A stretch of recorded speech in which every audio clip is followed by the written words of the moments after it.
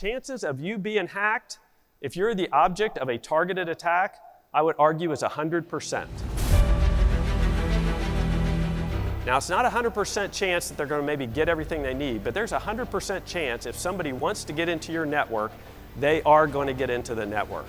And so the question is, what am I going to do about that?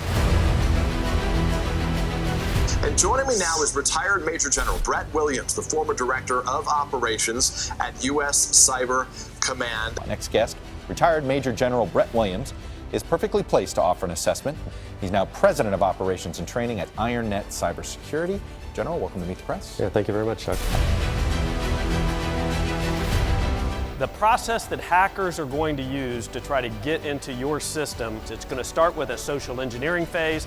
They're going to figure out who's in the company. They're going to use Facebook and LinkedIn and those sorts of things.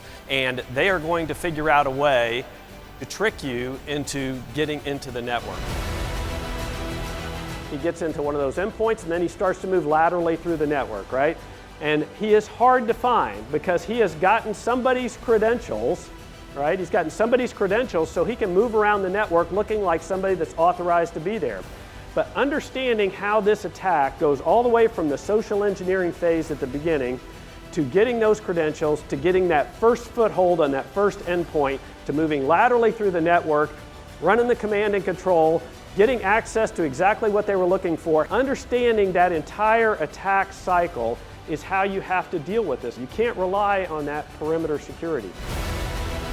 All we know about the technology is that you're going to be using a different technology 18 months from now. The bad guys are going to have a different technology 18 months from now. So what the culture that you set in the business based on the behaviors of the leaders are what are going to allow you to deal with this threat over time.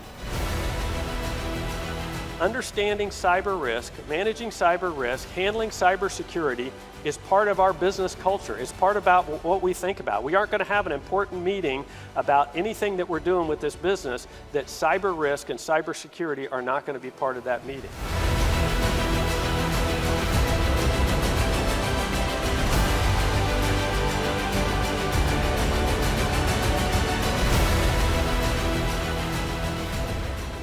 And so the capabilities that I saw in Cyber Command at the nation state level are now being sold on the open internet, where you go in and say, hey, I want to get into company X, this is the information that I want to get, and now people bid on that particular job. Depending on the survey, you know, we went from 146 days last year to they're saying somewhere in the 46 to 49 days this year to be able to discover that somebody is in your environment, they're moving laterally, they're establishing a position in there. It takes the bad guy hours to days to do that. If it takes you 46 days to find them, that's why it gets really expensive. Because now it becomes a C-suite decision to fix it, right? How much business interruption am I going to take to be able to fix this problem?